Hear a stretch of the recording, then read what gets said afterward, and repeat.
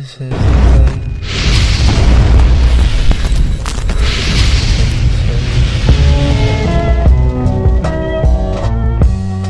guys, so I just wanted to do a video real quick talking about the people butthurt and crying that Spider-Man 2 didn't win at the Game Awards. I didn't play Baldur's Gate 3, so I can't really say if the game's good or bad, right? But I can speak on Spider-Man 2. I don't think Spider-Man 2 was a game of the year game.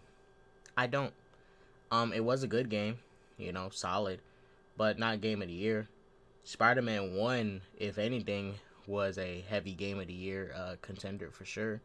It didn't win the year it came out, but it is what it is. But I still even think Red Dead 2 should have won that year. But God of War 2018 won, so it is what it is. But this is also a thing too. Spider-Man 2 compared to the first, right? If I take like all the story beats, the gameplay, the amazing web swinging mechanics, and so much more, Spider-Man 1 just found a way to hit harder, especially at the end of that game in the climax and the final act when Peter has to deal with Doc Ock. He has to fight this man that he looked up to, that he adored, and wanted to be like, you know, in at some point. And he just saw this man crumble right before him and lose his sense of self. And then he also had to watch his aunt pass away right in front of his very eyes, and then while doing so, almost potentially choosing to be selfish and save only her. And I would have totally understood if Peter just decided to shove the antidote right inside Aunt May and save her. I totally understand that, but it still would have been a selfish act, and it would have went against everything he stands for as Spider-Man. And her revealing that she knew this whole time that he was Spider-Man. It was this whole beautiful moment. You know, even brought me to tears. Spider-Man 2, I'm not saying if a game doesn't bring you to tears, it's not good, but Spider-Man 1 did that. Spider-Man 2 didn't do any of that. It had emotional moments, don't get me wrong, but it was nothing like the first game when it came to really getting you in your feels and making you, make you walk away feeling some type of way, right?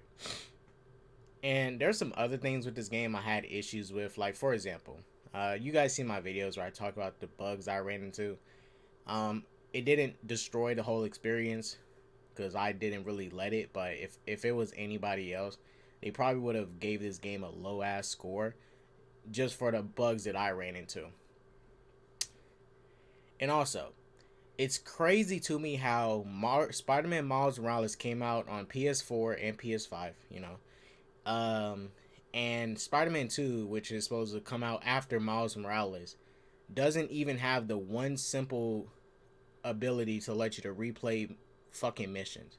How the hell is Spider-Man 2, a game that comes out after Miles Morales, that doesn't even have the basic mechanic that the previous game had that lets you replay missions? Like that is shit is so that's like a fucking downgrade. Shit is so stupid. And it also helps replay value, right? Because there's some missions in that game where you just want to replay, like play as Venom and stuff. You gotta literally do a whole playthrough again just to play one mission of Venom. I ain't finna do that shit. I'll just wait until the new game plus came out. And also that too. And this goes for a bunch of games in general. Stop this stupid shit of releasing new game plus later, like months later after the game comes out. That shit is so fucking stupid. That shit needs to be released day one with the fucking game. Like, some of these game studios are getting a little bit too lax with this whole patching and DLC shit. New Game Plus shouldn't be no fucking DLC. You should release that shit day one with the game. You know, it can help your replay value. And I'll be honest with you guys, I like Spider-Man 2, just like how I like the Batman Arkham games. The Arkham games have a little bit of more replay value with it because you have the AR challenges and all that to go back to test your abilities and, be Batman. With Spider-Man 2, and this also goes for Spider-Man 1, after you beat the game 100%, there's only two things you can do: swing around and stop crimes, right? That's it. That's literally it. There's nothing else you can do. You can't even do no AR challenges. Well, compared to Spider-Man 1, yeah, there's no challenges to replay and stuff in this game. I just realized that. Oh my gosh. There's no challenges to replay. like you had in the first game. You know, at least the first game had like side activities, like those Taskmaster missions and stuff, which you can replay just to test, you know, your time and see how fast you can complete it. Wow. Oh my gosh, I just realized. Yeah, it doesn't. Yeah, I mean, look, Spider-Man 2 is not a bad game, guys. I'm not saying the game is bad. It's just it was not a game of the year contender. It just isn't. Right? It was solid. Don't get me wrong. But the first game has more right to be called a game of the year contender. You know, Venom in this game, you know, it was with Harry. It was a little different, you know, than usual. But it was a good little twist they had happen. Craven, you know, his presence in it wasn't as much as it should have been. He was fine. I mean, he looked way better than what Sony's doing with that Craven movie, so I'll give him that. and uh, and then they even take away. Oh, and also this too. I forgot another downgrade. They took away all the suit abilities. You know, there was perks to gaining suits in this game. I'll be honest with you guys, it wasn't until I beat the whole main story when I started to just purchase the other suits. I probably only purchased like maybe 5 or 7 suits of each character that I really liked, and that's about it. Because like, it's really no point in wasting all your tech points and stuff. It's really no point in wasting all your tech points and stuff on suits that really don't offer anything, right? Aside from you know, they make you look cool. But in the first game, in the second game, these suits give you perks, abilities, and you unlock new powers from them to help Peter out.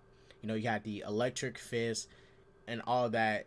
Like, oh, and also you had the ability to refill gadgets really quickly. Like, it was just there downgrades of stuff that should have been in this game, but times 10, right? But you guys, Spider-Man 2, you know, as good as it is, definitely not a game of the year. And also another thing, people have to remember, everyone did not play Spider-Man 2. Everyone does not have a PS5. The game is literally locked on one console. Everyone does not have a PS5, right? I guarantee if Spider-Man 2 released on every single console and maybe even PC and came out a little earlier in the year, maybe it could have won Game of the Year. It could have had a little bit more time to resonate. More people would have been able to, you know, play it and actually vote on this game and see if they can get it to be Game of the Year. But there's a lot of people that didn't play this game. It's locked on one console. Everybody does not have a PS5, right? Everybody don't got a PS5. I'm sorry, everybody does not have a PS5 to be able to experience this game as much as people think. So, you know, and exclusives, you know, they're really only good for just selling your console. But honestly, at the end of the day, your game low key kind of suffers from it because you're keeping it locked in one place.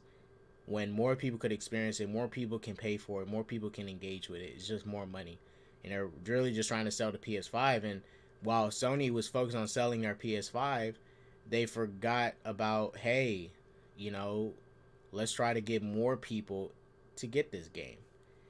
Like, you're asking people to spend $500 and then 70 or 80, depending on which edition you got.